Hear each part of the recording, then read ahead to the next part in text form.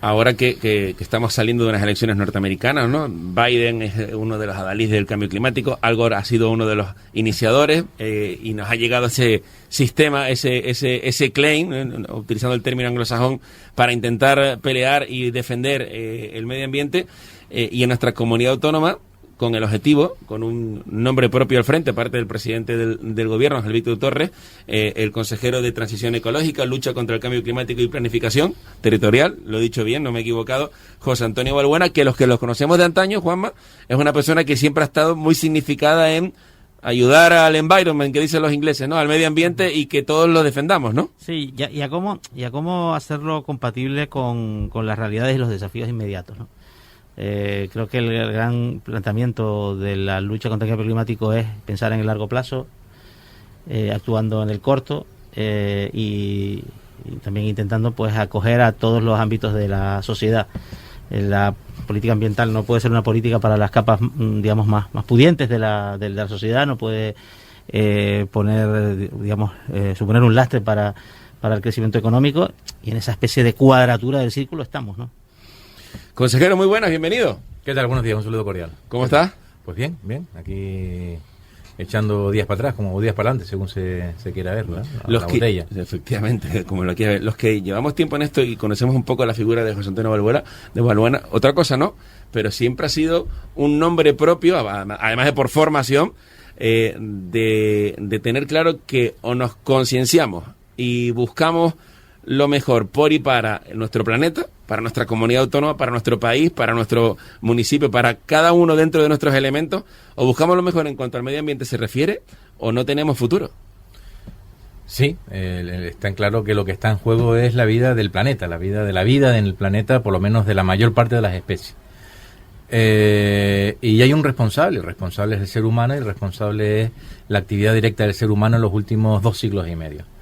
Por lo tanto, está claro que es un problema que nos tiene que preocupar mucho y nos debe de preocupar a todos. Yo creo que si en algo hemos avanzado en la última década o en los últimos 15 años es en un volumen de estudios, de investigaciones, de publicaciones científicas que han puesto en evidencia las consecuencias que está trayendo el cambio climático, cuál es el origen de este cambio climático anormal en lo que es la evolución del planeta, y sobre todo se empiezan a poner sobre la mesa por parte de la comunidad científica una serie de medidas que son necesarias tomar y adoptar si realmente queremos revertir la situación del cambio climático que nos lleva, sin ningún tipo de género de duda, a una desaparición de la vida en el planeta Tierra. Primeramente, aquí me gusta introducir conceptos para que tengamos en cuenta que la escala temporal del planeta, la evolución del planeta de miles de millones de años, nada tiene que ver con la evolución del ser humano. Para nosotros una vida son 80, 90 años, pero eso en la escala temporal del planeta es nada, ¿no? Es decir, los últimos 250 años, que son los causantes de este cambio climático, de este incremento de las temperaturas, de este incremento de la concentración de gases de efecto invernadero en la atmósfera, esos 250 años para la escala del planeta es el último segundo de un año cualquiera. Por lo tanto, el planeta en sí, lo que estamos haciendo nosotros, para ello es una anécdota más dentro de su evolución. Pero para nosotros, evidentemente, supone mucho, porque hablar de 250 años es remontarnos, evidentemente, a la historia, y eso significa que es complicado poder combinar esas escalas temporales, porque por desgracia la generación que actualmente estamos viviendo, la que vivirá a lo largo del siglo XXI, lo único que va a percibir son efectos adversos del cambio climático. No vamos a percibir ningún tipo de mejoría, lo que significa que eso que la comunidad científica nos pide a las administraciones públicas, que es decisiones, toma de decisiones, cambiar un rumbo, legislar y adoptar medidas, se hace con 2 elementos principales. Por un lado, adaptarnos, es decir, tenemos que introducir medidas de manera que los efectos del cambio climático lo notemos lo menos posible en nuestro día a día, pero sobre todo mitigar. Y mitigar para las nuevas generaciones, es decir, para la población que habitará este planeta, que habitará Canarias en el siglo XXII. Por lo tanto, cuando hablamos que el gobierno de Canarias, por decir un gobierno, pero el gobierno del Estado, la Unión Europea, se ha tomado como objetivo principal abanderar la lucha contra el cambio climático a nivel global, que por suerte ahora con Biden ya ha anunciado que su primera medida va a ser reincorporar a Estados Unidos en el Acuerdo de París. El que se había salido una semana antes. Sí, junto con las noticias que nos llegan de China, que ya está haciendo planes de descarbonización de su economía para el 2030, se abren ventanas y puertas a la esperanza para que realmente en el siglo XXII pueda seguir existiendo vida, o más que vida, puede seguir estando el ser humano en el planeta Tierra, ¿no? Y por eso son políticas que se diseñan con luces muy largas, a muy largo plazo. Muchas veces cuesta explicar, y cuando planteas cuáles son los resultados de esta ley, vamos a notar una disminución de las temperaturas. No, con esta ley nosotros no vamos a notar nada. Estamos haciendo para que las generaciones del 22 por lo menos tengan una esperanza, que esas generaciones del siglo 22, cuando miren a las Canarias de comienzo del siglo 21, vean que se hizo un esfuerzo por intentar empezar a establecer las cuadernas que permitan un cambio de dirección completo. Pero nosotros lo que nos compete es adaptarnos, por desgracia, y en Canarias la adaptación va a ser muy profunda porque somos un territorio costero, y mitigar, pero mitigar pensando en que tenemos que descarbonizar nuestra economía. Una vez que se descarbonice la economía a nivel global, se empezará a notar la disminución de las temperaturas muy poco a poco, empezarán el nivel del mar nuevamente a retroceder, empezará a recuperar el pH normal que tiene el mar, pero eso será un camino muy lento que nosotros, por desgracia, bueno, no sé, que la ciencia cambie y vivamos 150 años, pero por desgracia nosotros no vamos a poder. Consejero, hace usted referencia al anteproyecto de ley de cambio climático que recientemente que impulsa su departamento y que recientemente ha sido aprobado por el Consejo de Gobierno.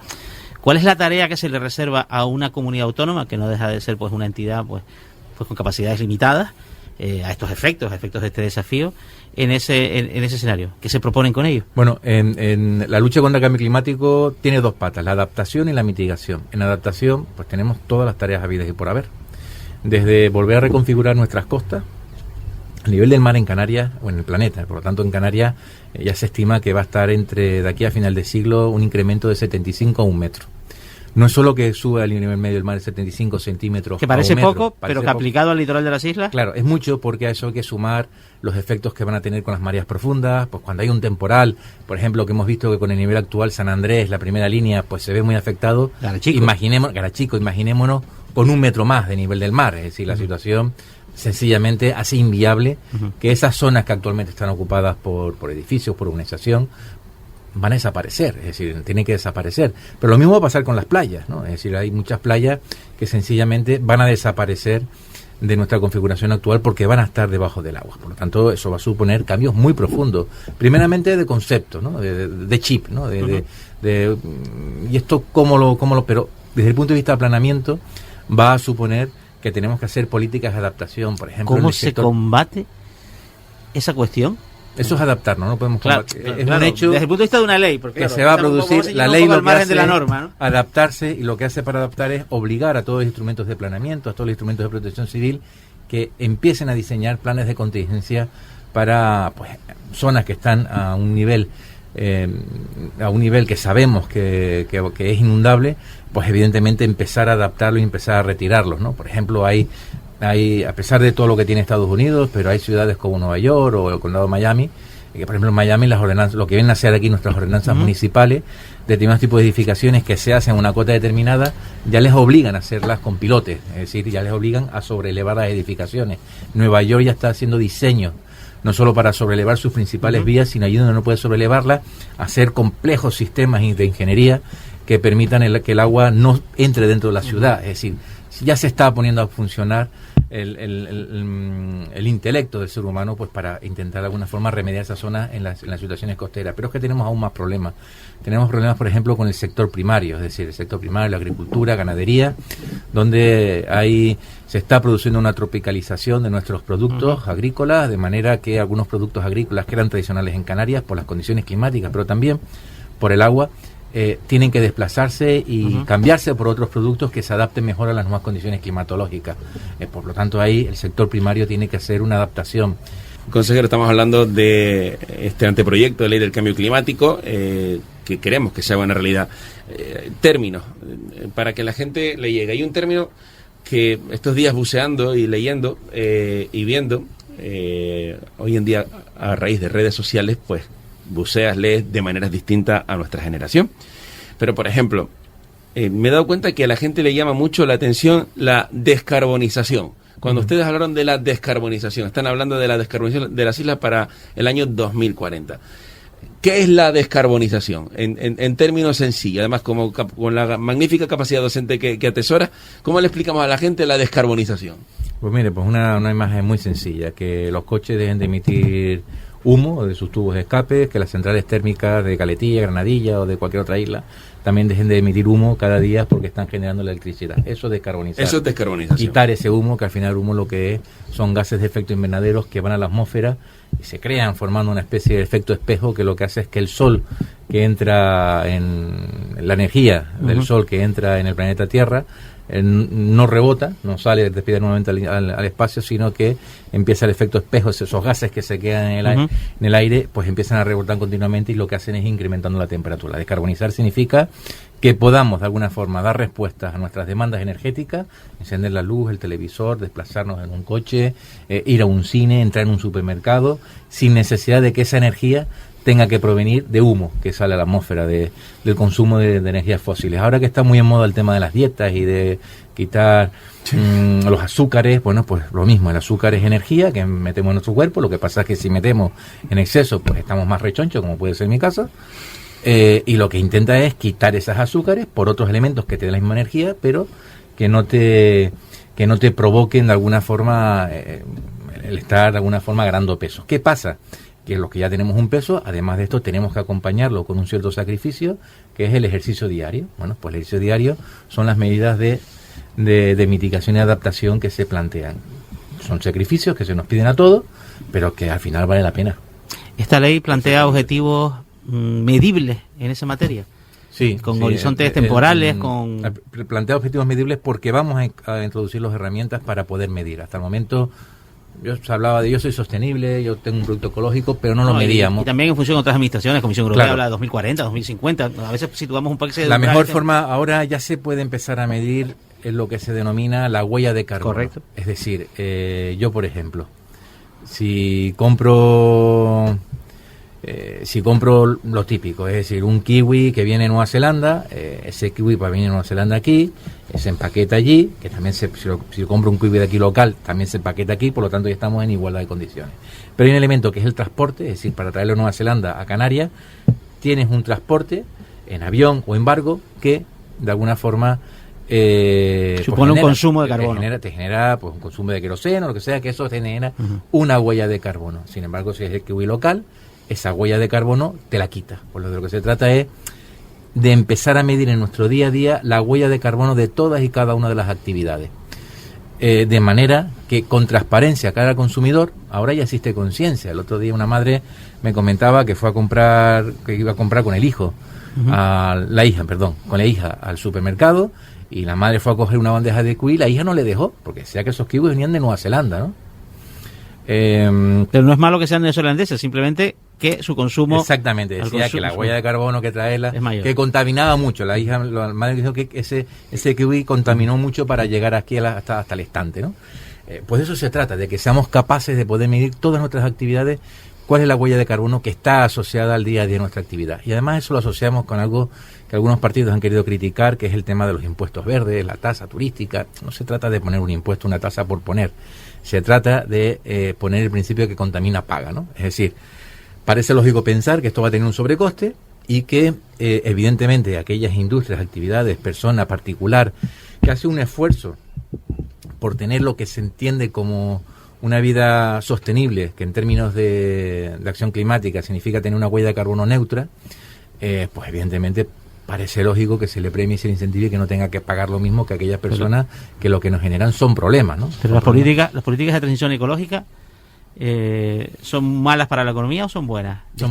¿Destruyen puestos de trabajo o los crean? Al contrario, el anteproyecto de ley de cambio climático, veas por donde quieras leer el articulado, abre infinidad de oportunidades de nuevos puestos de trabajo, ¿no? Porque en principio se trata además son economías microlocales. Cuando hablamos de que hay que apostar por las renovables de autoconsumo, son empresas locales las que se dedican a instalar las instalaciones en cada una de las dependencias. Por ejemplo, ahora que vamos a sacar una subasta para el autoconsumo en régimen de solar térmica, lo que viene a ser el agua caliente, ponernos unas placas para calentar el agua, o en solar eléctrica, que ya es para completarlo, bueno, pues para que tengamos una idea, solamente los termos eléctricos de Canarias suponen alrededor del 20% de la demanda energética. Es decir, 20% de la demanda de energía que tiene Canarias es por los termos eléctricos que tenemos todos y cada uno en nuestra casa. Si somos capaces de sustituir todos esos termos eléctricos con solar térmica, que además son empresas que se pueden desarrollar aquí, son industrias que se pueden hacer, que pueden tener su origen y su punto de fabricación en Canarias. Hasta hace poco había, pero hubieron determinados tipos de medidas adoptadas por el Estado que coartó en su momento la penetración de las renovables. ¿Se refiere usted al impuesto al sol? Por ejemplo. Sí. Y esas empresas se abocaron al cierre, ¿no? Pero había un mercado incipiente en Canarias. Bueno, pues con eso nada más activamos economía local, activamos al fontanero, al instalador de nuestro barrio, de nuestra vecindad, que te instala esa placa solar, tanto fotovoltaica o térmica, y además estamos ayudando a nuestro medio ambiente. ¿Por qué? Porque es que directamente pues somos capaces de poder reducir con un gesto tan sencillo como sustituir el calentador el 20% de la demanda energética de Canarias, con lo que supone también de reducción. La mayor parte que nosotros pagamos nuestro mes día a día de residuo de la luz es por el agua caliente. Acaba usted de plantear un poco los objetivos de la ley en materia de transición energética. ¿Cuáles son los postulados que defiende? Porque aquí un poco caminan un poco de la mano la política ambiental, que es la que usted lidera, y la política energética, que corresponde a otro departamento. No, corresponde al mismo. Es precisamente la novedad de este gobierno fue que se creó la Consejería de Transición Ecológica, Lucha contra el Cambio Climático, Planificación Territorial, con una visión de lo que tenía que ser una consejería, un departamento para que pudiese actuar. En el mismo departamento se unió la Dirección General de Energía, que antes estaba en Industria, y pasa a Transición Ecológica, lo mismo que sucede en el Estado, la Dirección General de Agua, que antes estaba en Agricultura y ahora está en Transición Ecológica, lo mismo que está en el Estado, es decir, bajo una misma consejería, bajo un mismo paraguas, está la toma de decisión de los sectores que tienen un mayor impacto y una mayor responsabilidad en la lucha contra el cambio climático, ¿no? Por lo tanto, el objetivo que se marca Canarias es una descarbonización de la economía de nuestra sociedad en el año 2040. Objetivo ambicioso. Siempre lo he dicho, cuando se lee el anteproyecto de ley de cambio climático, la gente que lo lee... ¿Es ciencia ficción? No. Es ambicioso, pero no ciencia ficción, es realidad. Y es realidad porque evidentemente significa un cambio de rumbo de 180 grados. Pero ¿cuáles son las fuentes de energía viables? Bueno, las fuentes de energía viables ahora tenemos desde las tradicionales para la penetración de energía renovable. Actualmente estamos en un punto donde por más parques eólicos o plantas solares fotovoltaicas que se colocan, eso no tiene no se traduce en una mayor penetración. Por dos problemas. Por un lado, nuestras redes de transporte son débiles, necesitamos redes más robustas. Es necesario mantener una frecuencia constante, que la energía eólica no te la da, porque dependiendo del régimen de viento, los generadores funcionan más o menos rápido y hay que garantizar una cierta estabilidad, que lo que se hace es, quien te garantiza la estabilidad es un motor que siempre esté funcionando a la misma revolución, y eso es las centrales térmicas con fuel. Bien. Por lo tanto, redes de transporte y por otro lado el almacenamiento, que es lo que se suele hacer, que es el concepto de corona del viento en el hierro. La energía que no puedo meter en la red, lo que hago es que la almaceno. Concepto de salto hidráulico, una balsa superior, una balsa más baja.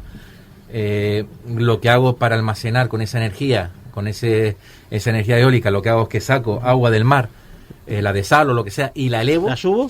Por lo tanto estoy almacenando la energía y después por la noche o cuando sea necesario la bajo y genero energía. Y además una energía estable. ¿Por qué? Porque lo que hace es que me mueve un rotor a una velocidad, con una revolución constante, y por lo tanto es tanto. Por lo tanto tenemos dos problemas: transporte y energía. Transporte y acumulación. Acumulación, el transporte se termina resolviendo porque de hecho a nivel nacional ya se va a fortalecer la red de transporte. Y el almacenamiento, que siempre ha sido el gran problema.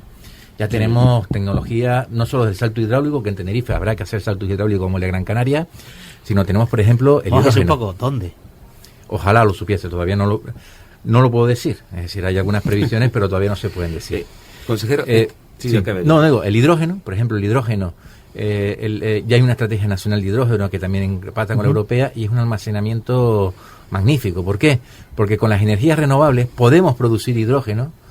Y ese hidrógeno al final lo que estamos haciendo es almacenando energía, y esa energía, ese hidrógeno, puede a su vez alimentar las centrales térmicas, cambiando los motores actuales, con lo cual tenemos ya hidrógeno que se llama verde, almacenamiento en baterías de litio, almacenamiento del sistema de aire comprimido, que lo que se hace se licúa y después ese aire se pasa también por turbina. Es decir, tenemos desde las fuentes tradicionales siempre de alguna forma, el motor principal, la principal fuente de energía es el sol. Todo proviene del sol. Es decir, las energías de fuel también provienen del sol. Es decir, fueron animales que en su momento crecieron gracias a que había un sol que les calentaba. El viento proviene del sol. Es decir, por los cambios de temperatura se producen cambios de presiones que genera viento. Eso proviene del sol. La maremotriz también proviene del sol. La solar, pues evidentemente proviene del sol. Es decir, la principal fuente de energía es el sol. ¿Qué pasa? Que le damos distintas formas y ahora, pues, el futuro va a pasar, evidentemente, por eólica, solar fotovoltaica, la eólica offshore, es decir, aquellos que van a estar en el mar, y el hidrógeno. Yo creo que la gran esperanza, que será la de respaldo, digamos.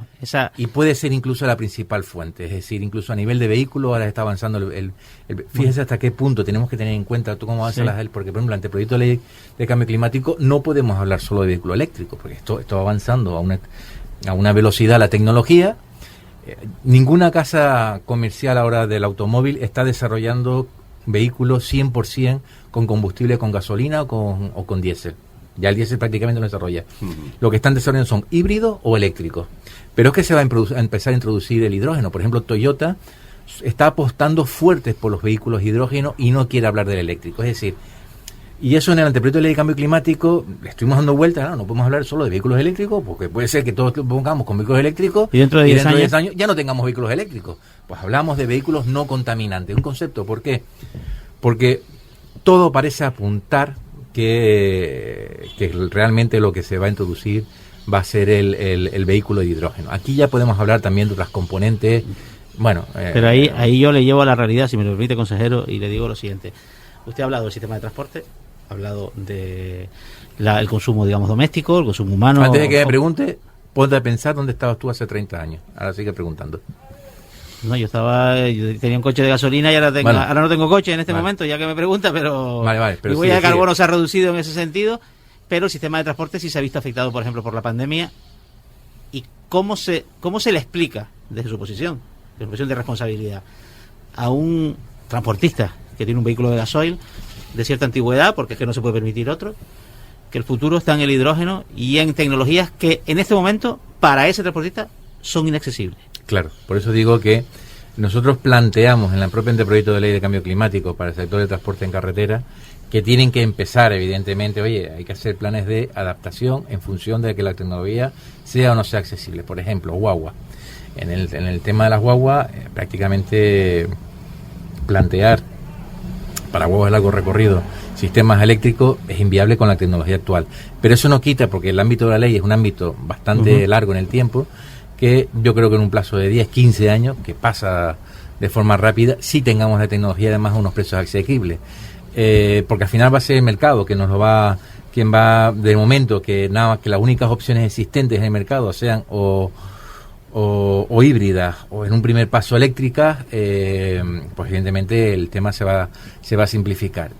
Si de mí dependiese, yo preferiría siempre el vehículo eléctrico al vehículo de hidrógeno, ¿no? ¿Qué pasa? Lo que sucede es que en el vehículo eléctrico existe una serie de componentes desde el punto de vista mecánico que quita, con lo cual el coste de mantenimiento es mucho más reducido, que en el vehículo de hidrógeno lo vas a seguir teniendo, porque al final hay una combustión. Lo que pasa es que el combustible será, en lugar de la gasolina o del diésel, pues va a ser hidrógeno, pero va a haber un motor de combustión con un sistema de rodamientos, etcétera, que es distinta, ¿no? Por tanto, el coste va a ser superior.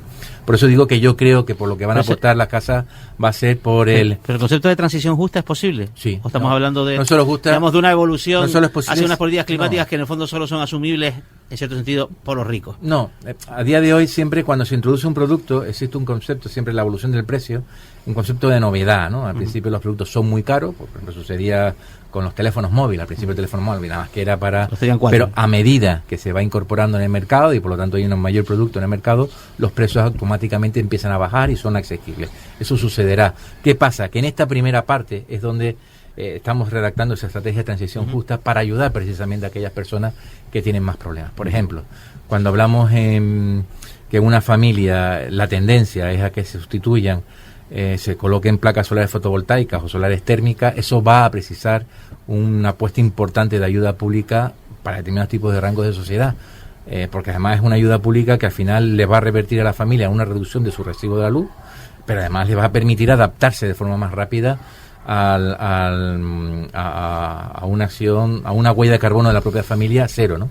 Por lo tanto, ahí la propia ley también contempla que tiene que haber, en los programas de subvenciones que se diseñen desde el Gobierno de Canarias, tiene que estar la perspectiva climática en materia de transición justa. Ahora, de alguna forma, la apuesta de las subvenciones está para empezar a penetrar nuevas fuentes renovables y, por lo tanto, bueno, no se mira tanto, por ejemplo, el plan MOVE para la adquisición de vehículos eléctricos, no se mira la renta, sino lo que interesa es, de alguna forma, generar un arrastre en la industria de la automoción para que se empiece a vender coches y que después esos coches, a su vez, a medida que vayas teniendo una mayor oferta en el mercado, se puede ir abaratando el precio, pero una vez que eso se produzca, pues evidentemente el plan MOVE irá destinado, ya sí se verán seguramente, o desaparece o se verán, de alguna forma será destinado exclusivamente a poblaciones con una determinada renta, ¿no? Pues, consejero, hemos llegado al primer reentré. El tema está muy interesante. Yo creo que le vamos a emplazar en otro momento. De hecho, conociendo a los oyentes de Radio Marca en el 661-70-4001 para el próximo día, alguna que otra cuestión seguro ante esta ley importante, ley de anteproyecto, ley del cambio climático, y que se está trabajando para que pase la historia de todos y cada uno de nosotros, y eso es muy importante. Estoy seguro de la colaboración de los oyentes de la radio para una segunda reentré. Muy interesante porque nos ha quedado diferentes objetivos claros, sencillos, directos, pero que son de lo cotidiano y no le damos cuenta, no le damos el realce que realmente tiene.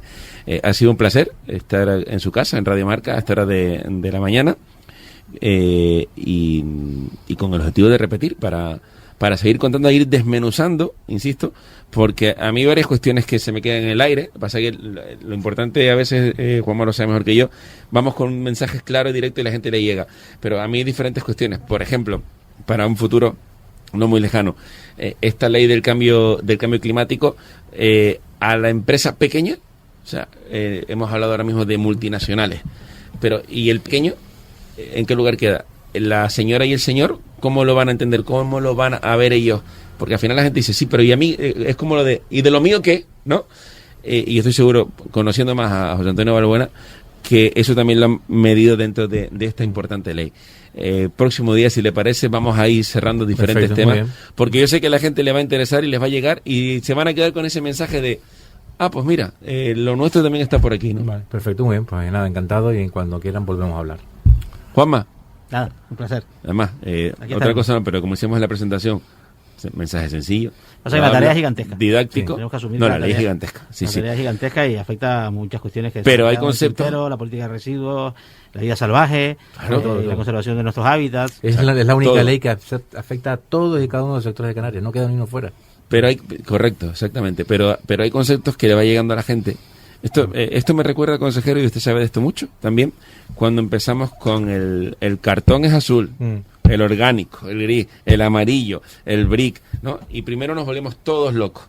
Pues creo que es la manera en la cual hay que entender y que entienda la gente que si no hacemos, entrecomillado, en nuestro cerebro un corte y pega de el azul, el verde, el amarillo, el gris, no vamos a sacar esto adelante. Y la ley contempla, me consta, porque he estado revisando bastantes cositas y es muy farragosa y amplia, que ustedes lo quieren también plantear de una manera muy, vamos a decir, muy infantil, de kindergarten, para que nos llegue a todo con lo importante que es. Exactamente. Y si no, no llega, ¿eh? No, y creo llega, que así lo van a conseguir. Tiene que llegar. Tiene que llegar. Muy bien. Gracias, consejero. A ustedes, un saludo. Gracias, Juanma. Buenos días. Sí. Ahora.